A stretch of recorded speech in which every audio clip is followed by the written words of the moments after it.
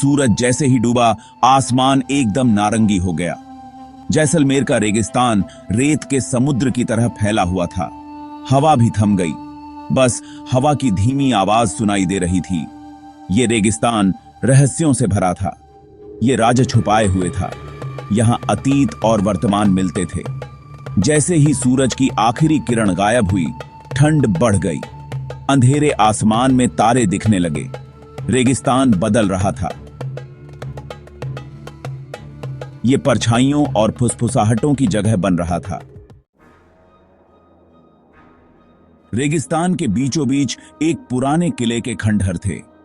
यह किला कभी एक महान साम्राज्य का हिस्सा था, लेकिन अब यह समय की मार झेल चुका था।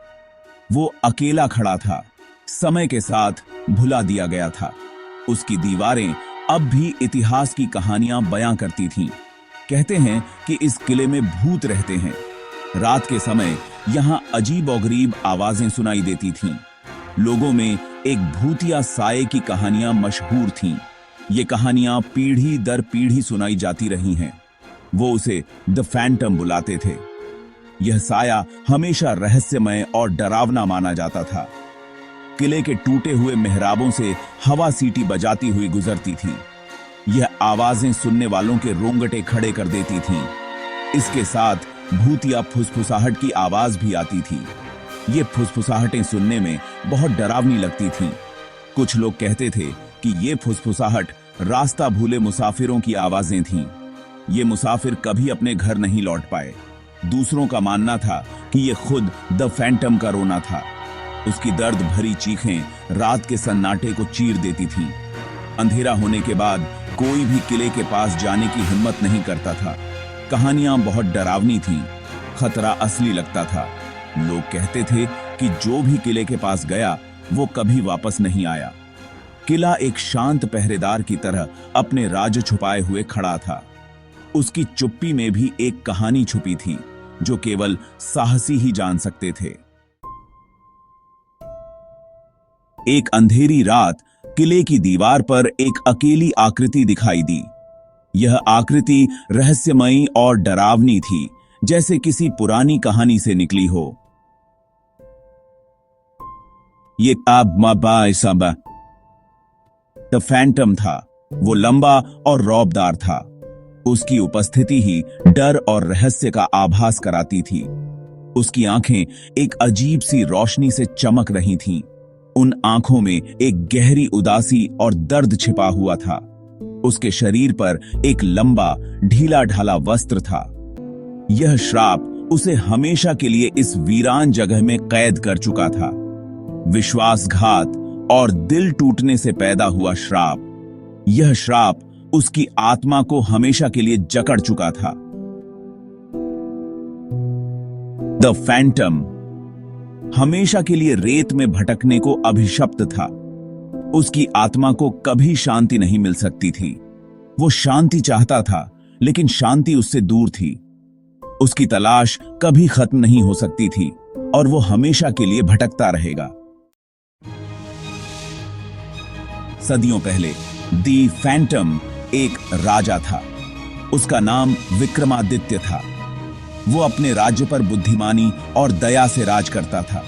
वो अपनी प्रजा से प्यार करता था। वो अपने सलाहकारों पर भरोसा करता था।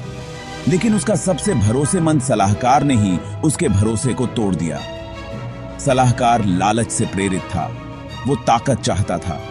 उसने राजा के साथ विश्वासघात किया। उसने राजा पर देशद्रोह का झूठा इल्जाम लगाया। राजा पर झूठा आरोप लगाया गया। उसकी बेगुनाही की सारी दलीलें अनसुनी कर दी गईं। उसका ताज छीन लिया गया। उसे मरने के लिए रेगिस्तान में भेज दिया गया।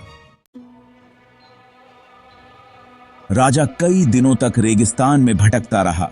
तेज धूप उस पर पड़ रही थी। उसका गला प्यास से सूख गया था। उसका दिल विश्वासघात से भरा हुआ था।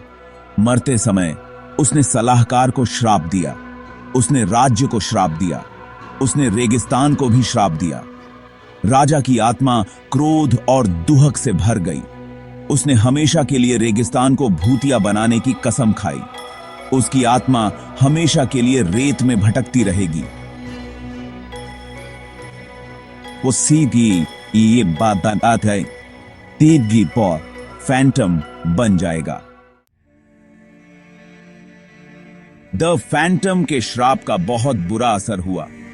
इस श्राप ने पूरे राज्य को अपनी चपेट में ले लिया।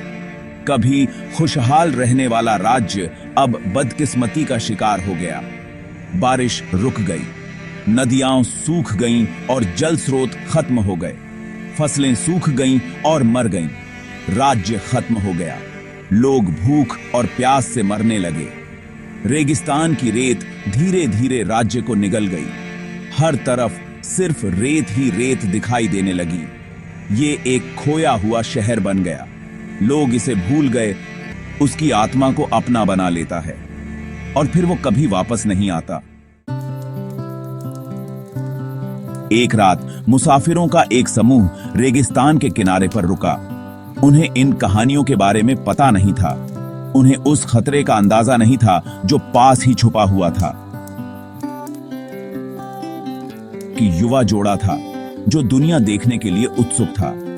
एक अनुभवी खोज करता था जो खोए हुए खजानों को ढूंढ रहा था। एक बूढ़ा कहानीकार था जो अपनी यात्राओं के किस्से सुना रहा था।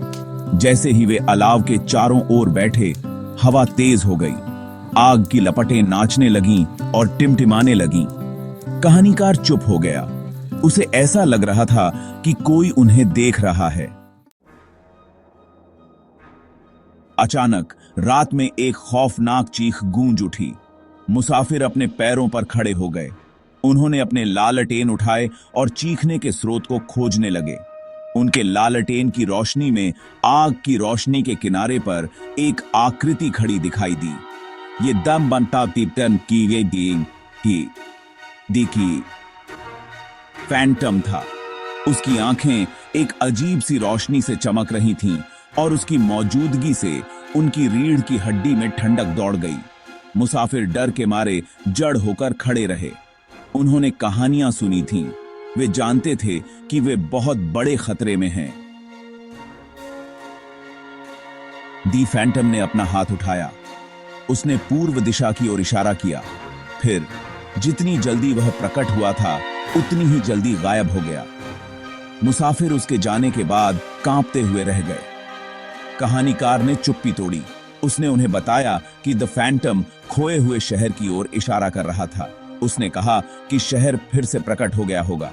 मुसाफिर दुविधा में थे। क्या उन्हें भाग जाना चाहिए? क्या उन्हें जांच करनी चाहिए?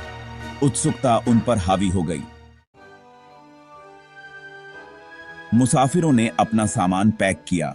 उन्होंने उस दिशा का पीछा किया जिस ओर द फैंटम ने इशारा किया था। वे घंटों चले। रेगिस्तान कभी खत्म न होने वाला लग रहा था। जैसे ही भोर की पहली किरण ने आकाश को रोशन किया, उन्होंने उसे देखा। खोया हुआ शहर। यह रेगिस्तान की रेत से एक मृग तृष्णा की तरह निकला था। यह सुंदर और भयानक दोनों था। मुसाफिर सावधानी से आगे बढ़े। वे इसकी सुंदरता से दंग रह गए, लेकिन वे इस एहसास को दूर नहीं कर सके कि कोई उन्हें देख रहा है। मुसाफिरों ने कभी नहीं बताया कि उन्होंने खोए हुए शहर में क्या देखा। कुछ लोग कहते हैं कि वे इस अनुभव से पागल हो गए थे। दूसरों का कहना है कि उन्होंने खुद दी फैंटम से चुप रहने की कसम खाई थी। दी फैंटम जैसलमेर के रेगिस्तान को भूतिया बनाता रहता है। वो अतीत की याद दिलाता है। वो उन लोगों के लिए चेतावनी है जो विश्वासघात करने की हिम्मत करते हैं। उसकी किंवदंती जीवित है। जैसलमेर का रेगिस्तान कई राज छुपाए हुए है। द फैंटम उनमें से सिर्फ एक है।